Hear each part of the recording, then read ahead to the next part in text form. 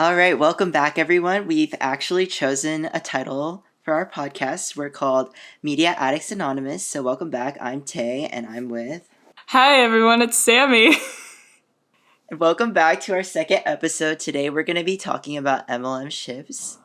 If anybody didn't know what MLM means, MLM ships are just like ships between two men. It's like a written thing. It's like M and then like a slash. M is also referred to as slash in the past, but I don't know if people really say that anymore. Yeah, I think some spaces do. It stands for man loving man. Oh, that's what the L is for? Yeah, that's what the L is Okay, for. that makes a lot more sense. I thought it was literally like a text. Like, I thought it was like the one that goes up and down. Anyway, that's new knowledge that I know now. Yes, we are all learning something new. So, do you want to start us off with any ships you're currently into or what's been on your mind? Oh, we're going right to the expose. Yeah, gonna expose you. I thought we were just gonna like talk about them in general to warm up. My current favorite ship, but also least favorite ship simultaneously, is Byler, the Stranger Things ship of Mike and Will. It's their last names. People are always confused about that, but it's actually not that confusing, in my opinion. Yeah. Okay, now you go. Byler. You tell us. Yeah, okay, well, I haven't been into that many ships or like fandoms in a long time, but recently I've been into Dungeon Meshi, the cooking adventure anime. There's no actual ships in the anime itself that are canonical. Like, there's some one-sided stuff, which I honestly appreciate because I like that they're able to explore like more platonic stuff. But in the fandom, the most popular ship is the WOW ship, which is really rare, and that's also something I guess we can talk about it in fandom for like a WOW ship to be the most popular, but it's Thalin and Marcel. And then after that, the most popular is probably the main guy, who's like the white guy, Leos, and Kabru, who is basically this guy who's really into like learning how people work. And Leos is just kind of like, he does whatever he wants, so he's like, why are you such a weirdo? So it's like, people like to ship them because he's like, oh, he's so obsessed with him. Like, Kabru's so obsessed with Leos. Oh. So he's like, I want to study you like a bug. Oh, that is giving romance. Yeah, like, I definitely can see it. Okay, this is like my hot take, my controversial opinion. But I kind of think shipping Leos and Kabru... Actually, this is going to get me so canceled. Okay, you guys can flame me for this, I guess. But people who ship Leos and Kabru, it's giving, like, you just took the two, like, conventionally attractive, like, young men, and then we're like, yeah, that's yaoi. And I understand there's, like, canonical evidence for it, but it's giving, like, oh, you just wanted an MLM ship. And that's something we should talk about, like, what kind of MLM ships get popular and how they often get more popular than, or disproportionately more popular than WOW ships with equal or if not way more canonical evidence, etc., etc. I don't know. Do you have thoughts? Yeah, I do have thoughts on this. Inexplicably, this is kind of unrelated. I was inexplicably reminded of the, like, what? I can't think. Oh, Dramini, the Dramini ship. I was blanking Oh my on the god, ship that's name. crazy. Throwback. It reminded me of Dramini because I don't know the history behind this, but from what I understand, I don't think Dramini was a huge thing before the movies. I think people were just really... Oh. They were like, oh, two attractive people, Tom Felton and Emma Watson, and they were like, this is how Dramini is going to happen. Because they don't really... There's really nothing in the books about it. Like, there's a lot more, like, dreary stuff in the books. Right. Basically, all Malfoy does in the books is, like, call her slurs. And... Yeah, exactly. Stuff like that. So that one sort of, like, came out of nowhere except the fact that there's, like, two attractive people on screen and they wanted to ship them and they didn't like Ron and Hermione in the movies. Anyway, that's what made me think of that. But there are a lot more interesting examples we can think of that have more to do with queer ships and non-problematic source material. Yeah, that is interesting. Like, are you kind of like referring to the phenomenon of people just like shipping two people together because they think they're both hot? Yeah, exactly. Yeah, no, that I feel like that is like oftentimes why it's okay. This is not necessarily always true that it has to be like younger guys, because obviously like the founding ships of fandom, like freaking John Locke or something. Those are not young men necessarily. Right. Old man Yowie, as people call it, or I guess like Hannibal too. I mean, I don't know if I would say Will is middle age. I've also never seen it, but I'm pretty sure he's I've like in never his mid seen to late 30s. Hannibal either. But Hannibal's definitely at least middle aged, in my opinion. Like at least from looks. I don't know how He canonically looks he's supposed to be. old. Like the actors is older, right? At least now. But yeah, I mean, I'm fascinated by that because I think that we think of that as the beginning of fandom, but I actually don't know if that's the beginning of fandom. Like, how was fandom before the internet? It was actually Spock and Kirk. They're like Really? the birth of fandom. Yeah, it would be like women in the 19 like 60s, I want to say, when Star Trek was, first becoming a big thing. Actually, don't quote me on the timeline. I don't know when Star Trek actually started.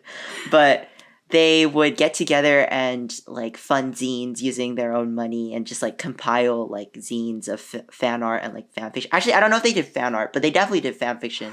And then they would like distribute them to each other and like meet up. I don't know if they had conventions or whatever, but I know that's how they distributed things like before the internet. Wow. Because they were like, these guys, they're fucking. And they were not wrong for that. As someone who has not seen the original series, but I hear things about it. I love that, actually. Yeah, no, it's cute. Let's talk about like the women part. And I just want to clarify, we are not here to come for the girlies who love MLM. No, absolutely not. Be free. Because I myself am one, I guess. We're not here to come for all of you and myself included. Or do you want to talk about what, like the reasons, the quote unquote explanations why women are so into MLM? It is a commonly discussed topic, so it's been reiterated by many people across the internet. But the main reasons that people usually state are one, especially in American culture, it's pretty like puritanical, so sex is still pretty taboo, and especially for women, like enjoying like sex or like sexual content is considered taboo. So to be able to project onto men, it takes kind of like the baggage of like being a woman out of like the equation of sex. So it's like easier to enjoy without all the sexual politics. I just said sexual a bunch of times, but you guys know what I mean. And then the other reason I think is just that there's just like many more MLM ship possibilities in media, just because our media skews sexist. So there's many more male characters that are more developed, more central. And so there's just better relationships between male characters than honestly there is between men and women or woman and woman. This isn't true like across the board, but as a rule of thumb, like mainstream media trends towards that. And there was probably like a couple other reasons. Like people just think it's hot when like two hot guys are getting it on. That's also like a thing. But it's not like that reductive. That's the one that people try to like shy away from. But I also think that just like at a very basic level, but like you said, not non-reductive, it's just that low key. And like, why is that bad? You know, like it doesn't have to be fetishization to enjoy that. And a lot of these women are straight or like attracted to men. And so that's like fine, you know? I mean, I believe that like we as a society should have like a little bit of shame sometimes. Did we talk about this last episode, or was that off No, air? I don't think we did. Yeah, that was off air. Oh, it was off air. Yeah. Okay. Loki, I was saying bring back shame. Off air. Like, I don't think we should be like going around like, you know, like I don't want to hear from some straight man about how he likes to watch like WLW stuff. Like, I don't want to really hear about that, but go like be free, live your life. And I think a lot of women who like MLM don't like to be compared to like the straight man watching lesbian porn. And like it's rightfully different so. In my opinion. I think it is different. I think there's more layers to it. I think all of the stuff that we said before also apply. But I think that there is also that element of it that is similar. And I think it's okay. I think it's all okay as long as you don't like bring it out into the world in the way of like making people uncomfortable or fetishizing real people, or even like fetishizing at all. Fetishizing is definitely bad, but like Yes, there's a guys, we don't line. approve of fetishization. We do not approve of fetishization. I don't know. Do you get what I'm Down vote. saying? No, I 100% agree. Like, I don't think it should be a bad thing to find things sexy. Like, that's totally fine. And also, yeah, like going back to what you said, I definitely think it's very different than like a straight guy enjoying lesbian porn, because porn as an industry in general is just very different from fan work and like fandom. And obviously, fandom has its issues as well, but it's just completely different in the way that like the porn industry is legitimately, I mean, obviously, like power to adult entertainers, etc. Like, nothing against them, but the industry itself is very like exploitative of women on as a general rule of thumb. Whereas like when Yeah. you're writing fan fiction in your like bedroom, you're not exploiting anyone necessarily, because Right. individual people in fandom just don't have that kind of power. And it's also, I feel like it's usually different as well because, yeah, I mean, there's generally more, I feel like, respect for the characters and stuff than there is in like mass produced, like industry produced porn.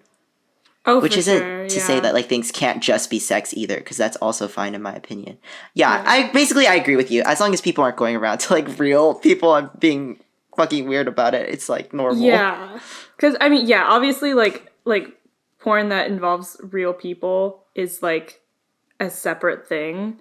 And that's what Mm-hmm. I really like about fandom is that like it gives people the space to like explore whatever, and if you're doing it in a certain way, it doesn't affect anyone else at all. Or at least anyone real. It's just so great to deal with fictional characters. What an amazing thing Yes. that we have. Fictional characters are such great tools for people and their sexualities and other things too. I don't know. Should we talk about RPF, or are we gonna get too canceled for this? Role play. What? Oh no. Real people fandom? Oh, yeah. Let's do it. I mean, I'm pretty sure we both agree on this, but also like we might get Wait, hate. I don't know. I don't know. You say you like you want to start it? I want to hear your opinion. Okay, my opinion on RPF, or like real people fan fiction fandom, I'm not sure what the exact term is that generally as a rule of thumb, people should steer away from it, but if the creator's okay with it, then it's fine. Oh, really? Okay, I actually disagree with you. Okay, what's your take? Okay, I think my take about it is like I think that it's like a problem with the internet is because you put something on the internet and everybody can see it. I think if you are enjoying that or like creating or distributing RPF in like a closed circuit of some sort, it's totally fine. I think the main problem with RPF is that the original is that like the actual real life person is going to see that, and that's like crazy. And hopefully I hope that people who like celebrities or whoever are not seeking that out on the internet.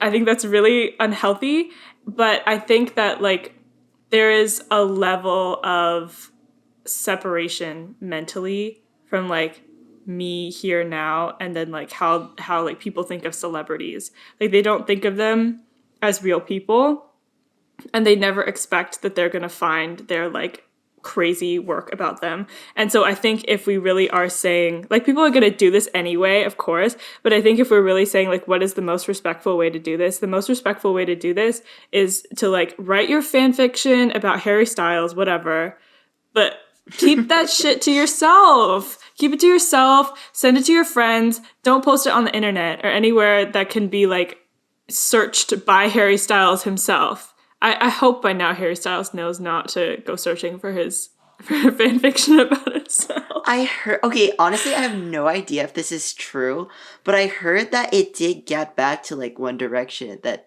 Harry, like, is it Lewis? I don't know any of the other ones' names except Zayn. Okay. Yeah, anyways, the other dude, I think that people ship him with a lot. Like, it got back to them, and people were saying it, like, actually made them really uncomfortable or something like that. I'm sure I it don't know. did.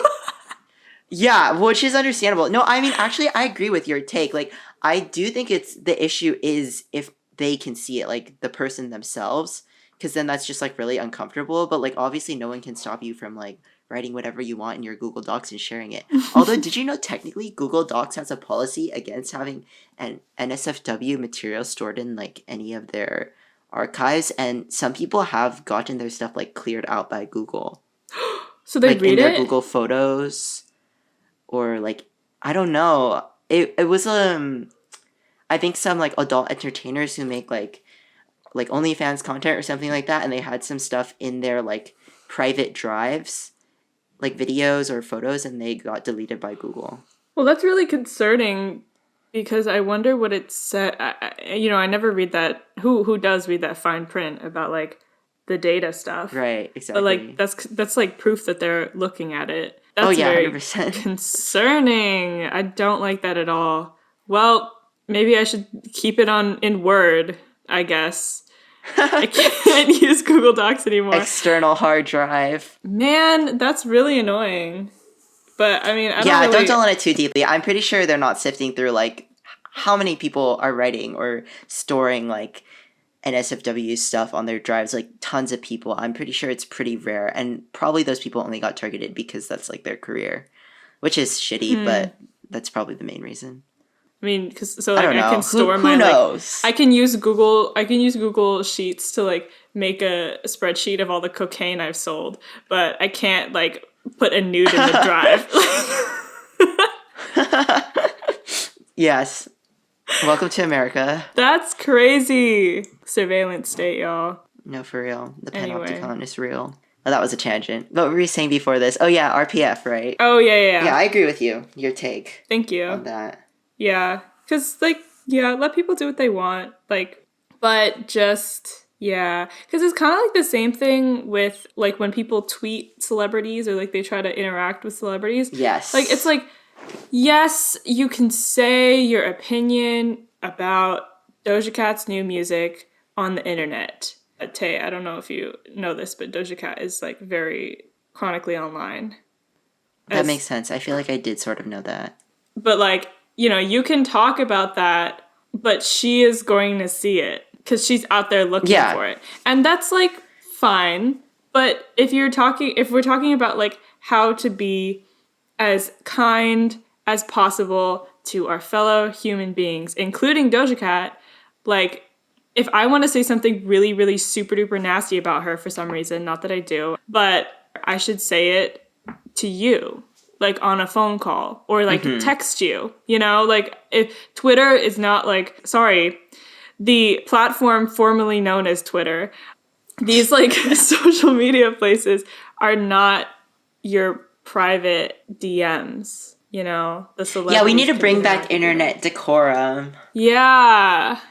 Like remembering that people are like people and not just floating profile pictures online with text attached to them. Yeah. And I forgot that recently. I talked about this last episode, in the Tumblr episode. But yeah, people are perceiving you on the internet and you have to live with that. Yeah.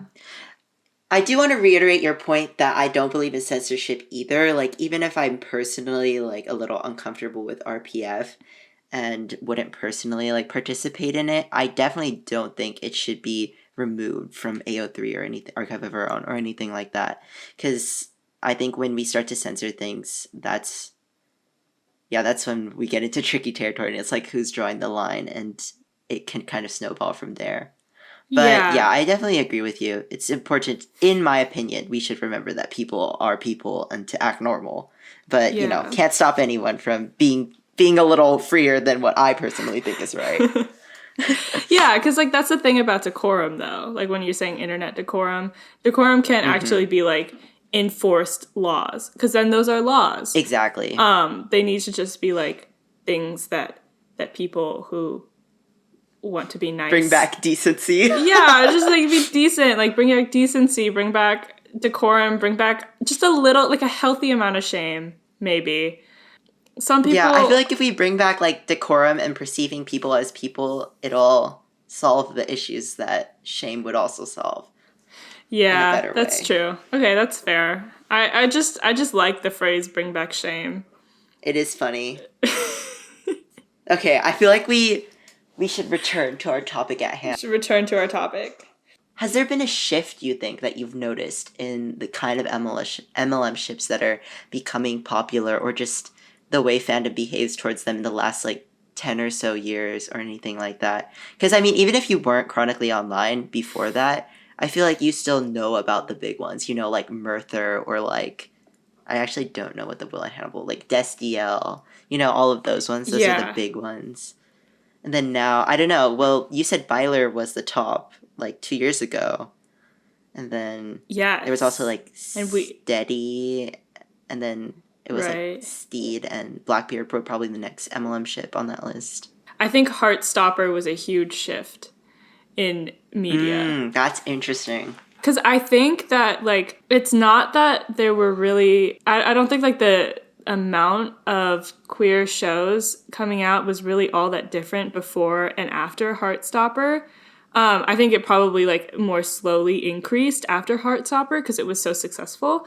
But I think it just made me feel like there was so much more content because it was such like an everybody show, you know. Everybody, it was so mainstream is what I'm trying to say. It was so mainstream and so like just so gay and so like there have been so many shows with like queer representation, whether it be I guess it was mostly bad, but like some of it was okay. But they were like niche shows, or there was like one character. But like Heartstopper is just like really, really like, this is a queer show and everyone was watching it. That's an exaggeration, but it was obviously very mainstream. I remember I used to feel really frustrated as a teenager. And I was like, why is there no queer media? Why is there no representation? And I wasn't looking in the right places, but I was also like really into the mainstream media. And I was like, why is there nothing here? Like, I'm waiting for someone to be queer in Marvel or something like that. Or in Disney, because those are the places that I was looking. And like Heartstopper is neither of those things, but it's still very mainstream. And so it makes me feel like, oh, there's so much more. When that might not necessarily be true, because like we just had trouble naming some MLM ships, No, like I really think big it ones. is. You think it is better? No, I think it is true. No, it's 100% has increased. So you feel like that's the split for you?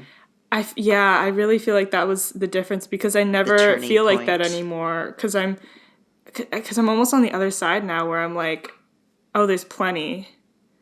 Like, because from the not from the perspective of like there's too much or like don't make anymore, but from the perspective of like it's not enough when you're making a TV show anymore or a movie or whatever to be like, oh, the main thing or the main shtick is that like this character is queer. Like that's not enough anymore. You have to say something more interesting, which I think is a really good thing. Now that we've gotten to the point, it can be like, yes, you are queer, and then also you have, you know, other aspects of your life as well that are featured.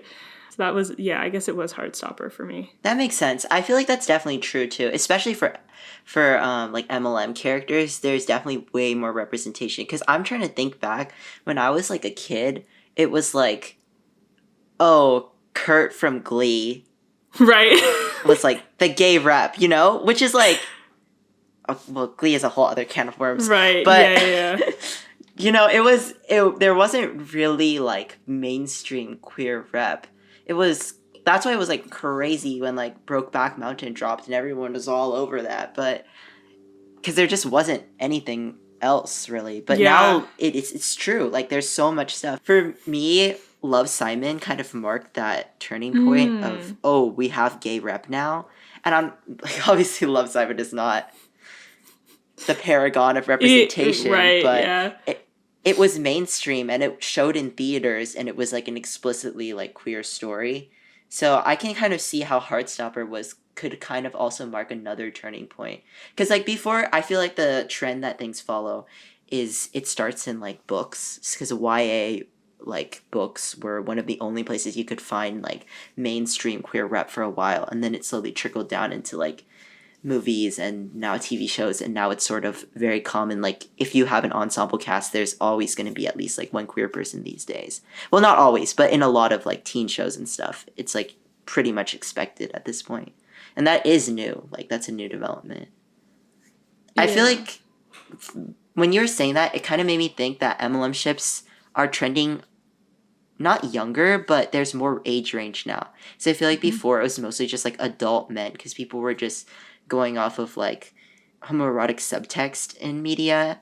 But now there's like explicitly, like you said, queer content for a younger audience. So you can have like canonical ships. Queer media in conversation with each other. That's another thing people are always talking about. Like, oh, X show walks, so, you know, this other Y show could run. And I feel like that's also an interesting conversation because I feel like, well, we don't know our history in general, I would say, like the youth in the queer community, younger people. I mean, I don't know if we are youth, like we're young adults probably, but a lot of people don't know. Yeah, I guess. But I feel like a lot of people also don't know our media history because I see people being online. There's a lot of discourse about comparing different shows. I mean, this is kind of tangentially related, but it happens a lot with like WOW ships and cartoons. Like they'll be like, oh, Korosami was so like little, but it's like, oh well, it was like that because we couldn't put more, or She-Ra could only have explicit like be explicitly gay at the end of the show because it had to become so integral to the plot that the producers couldn't like cut it by the end, and that had to be like a strategic decision by like Nate Stevenson. Whereas in Owl House, like you have Amity calling loose her girlfriend like multiple times in an episode in the middle of the show, and it's like that progression only happened because of what came before it. And I feel like that's obviously true across the board for like queer things. I actually have no idea where I was going with this. No, I get what you're saying, and that made me think of once again of something having to do with Byler. And I hate to like talk this to death, but like I said, like this is my fandom, so most of my like be free. Queer media participation is like through the lens of this show, or this ship. But I remember like 2 years ago, everyone on Byler Tumblr was like, Byler, and I also like was totally buying into this, but I was like, this would be such a huge deal if this happened. Like, this is a mainstream show. This is a ship that like no one would have, like so many people wouldn't have seen coming. And like at that point, I was like, okay, so that means it's not going to happen. Like it's such a big show, and that would be such a big deal to do something like that it's not going to happen. And now I think where I'm at is like I don't think it would be a big deal if it happened because, and it is because of Heartstopper that I'm like we have so much representation, and I think like at this point I'm like, well, of course it's gonna happen. If that doesn't happen, like I'm just gonna be like, that was pretty homophobic in a genuine way, because I think that like today there is so much precedence for it. And I think it's there in the text and there on screen, and it would not be a huge deal to do it anymore. And I think that like they should just do it. It wouldn't be groundbreaking. It would just be what needs to be done at this point. So I think a lot has changed. What I'm trying to say is I think a lot has changed in the past 2 years, at least about like how I feel about it and how I feel like when I like take the temperature of the climate. And I'm like, I think it's a lot more chill, and there's a lot of and it's a really good thing for the gays. Yeah, and I'm happy for them. Yeah, no, it is good. I think it's definitely a good thing. And also like even though we've been talking a lot about younger like representation for queer men in media, there's also it's skewing on the other end as well, like beyond media targeted towards kids, I guess, because like Heartstopper is definitely targeted towards a teenage audience, which is great for them. And there's also like the opposite end of the spectrum. Like I think Interview with the Vampire is a great example of a very explicitly queer show that covers a lot of like darker themes and isn't afraid to have extremely problematic like queer characters in a way where it's like, oh yeah, bring back like good storytelling, bring back conflict, like people can interpret media and stuff, because I think what we are also losing in fandom spaces is like media literacy. I feel like what people bring to fandom spaces, especially from an American like audience point of view, is they bring like kind of a Christian viewpoint of like black and white morality, where it's like people are good or people are bad, and once people commit a certain act they become like irredeemable in a sense. And so I feel like that's what they bring to like queer rep too, where it's like, oh, this is a good queer character. They have non-problematic traits, which means they're good representation.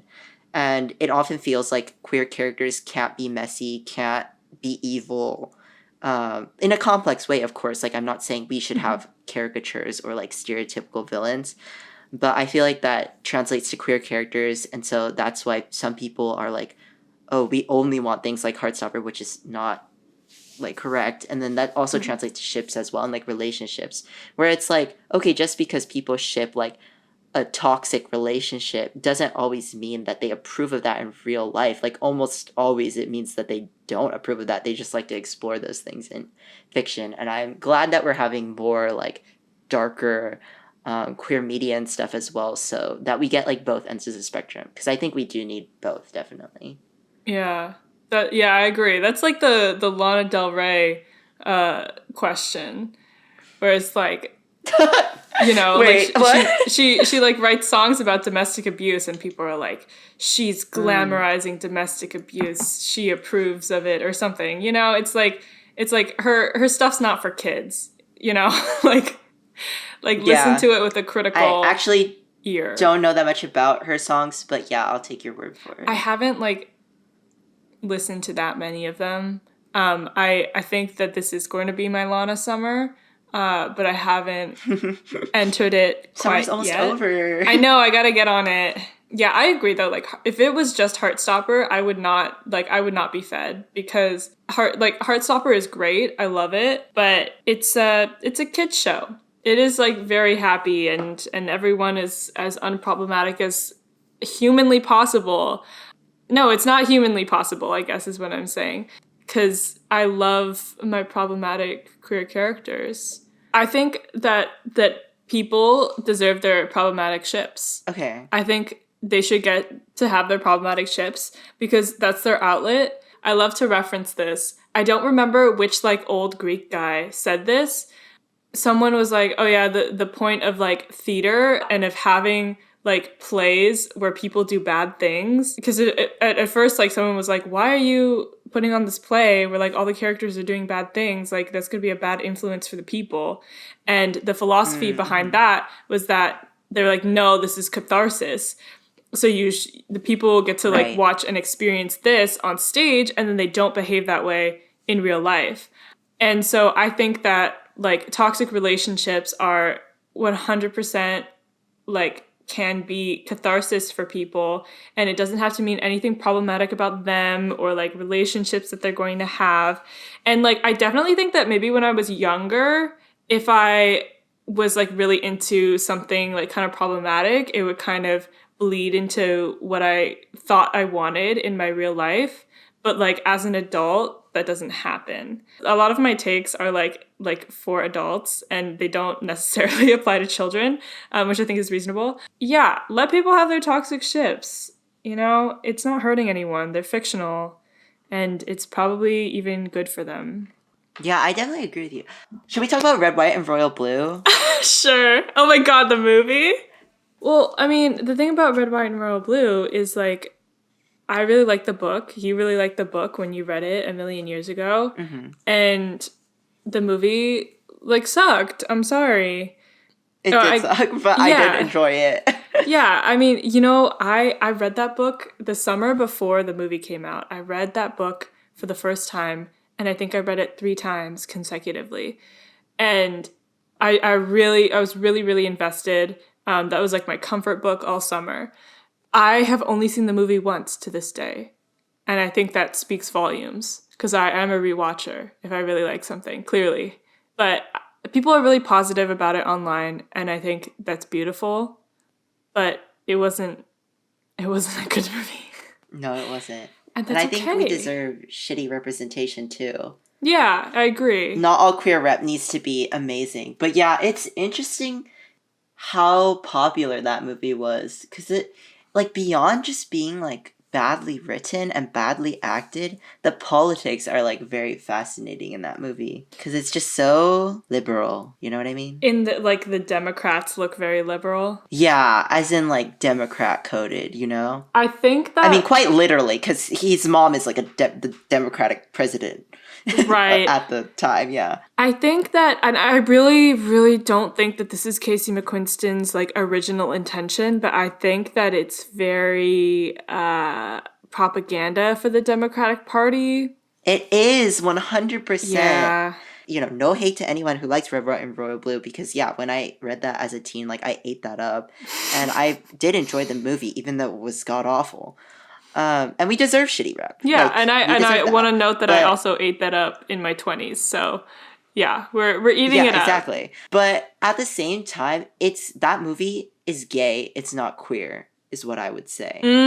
Because it puts forward this, like, fantasy that if some public figure in, like, politics or whatever comes out, then suddenly, like, homophobia is solved. Also, it's glorifying, like, the American presidency as well as the British monarchy, which are both, like, you know, the arm of imperialism. Mm-hmm. But I will say Casey McQuiston's second book, or maybe third, I don't know, One Last Stop, is definitely better in my opinion and has more of a queer vibe, because it's about, like, finding community amongst, like, queer people when you leave your home, and it's about, like, learning about your history in the sense of, like, what kind of activism were people doing, how were we community building, and, like, making meaningful connections on, like, that small scale, that community scale. And I feel like that's just much more of a queer vibe than, oh my god, the Prince of England is gay. I think they wrote that to copium from Trump's presidency, so that's, like, completely understandable. But at the same time, it is definitely pushing more of, like, a homo-nationalist kind of, like, point of view. Right, but and I think that, like, definitely worked at the like in 2016 when it was like we felt like Hillary and the Democratic. I don't know, I shouldn't say we, me as a literal child felt like Hillary Clinton and, like, the Democratic Party were, like, the saviors who were taken down, and now we're in this horrible situation. And, like, with perspective, that wasn't really true. It doesn't really work today because I honestly think, though, that it would have made for a better story if the book itself was more critical of the Democratic Party and the presidential seat. Because it was critical of the monarchy to a degree, where it was like, you know, there's like the queen and then the brother who are assholes, and then everyone else in the family is just, like, really nice. But then, like, all the Democrats in the US, they're just all so nice. And I think I in the movie, I really mourned the loss of Senator Luna. Do you remember him? I remember him, but I don't remember what happened to him or what happened. He ended up being, like, integral to exposing the Republican presidential candidate for, like, stalking Alex and leaking and outing him. This is a little unrelated, but my favorite moment in the book is have I told you about this? I don't know.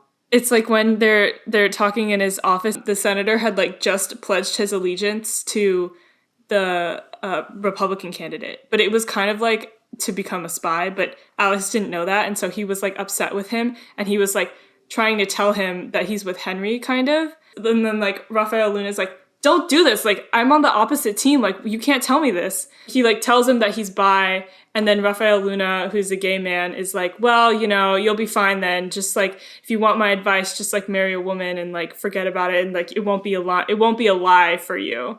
And then Alex, like yells back in Spanish. Oh, I remember this now. Yeah, he yells He's back. like, it'll be a lie if it wasn't him. Yes, it was so good. It was so good. That was my favorite moment in the book, and it just wasn't in the movie at all. because that character didn't exist, and like there wasn't as much pressure on Alex. And like I do still think that like what I was saying before is that I think the pressure could have been turned up on him.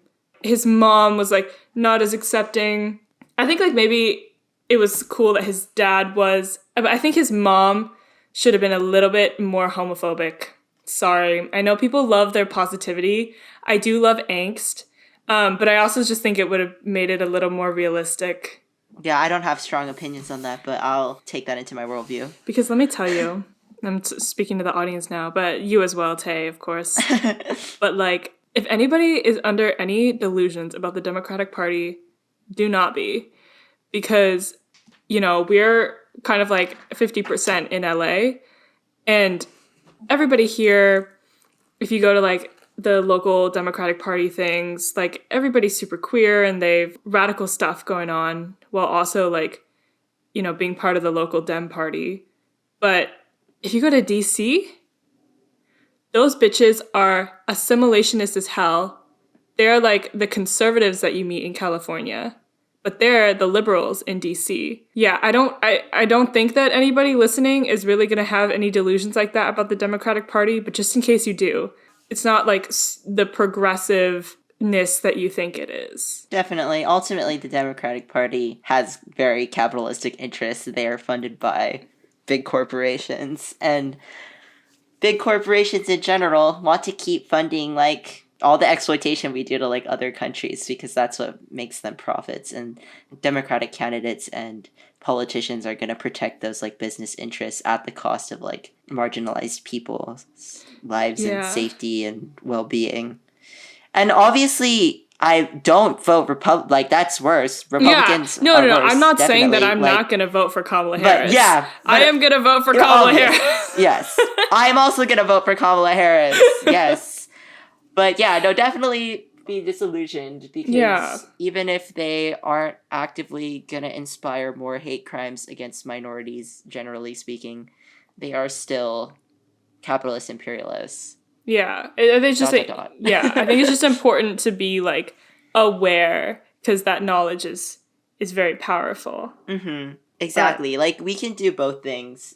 We can vote, and we can also be working to dismantle the current system so that we don't have to be choosing between evil and extreme evil. Yeah, like you know, I don't want to be a bitch. Like I have seen some stories of like people that I know, I guess is what I'm trying to say, who are like, what's the point of voting? Focus on your local stuff. That's the mind killer. Exactly what you said. Like, why don't you do both? Like, why don't we like damage control in DC and also, you know, work on our local communities? Like, I don't think it takes that much work to vote.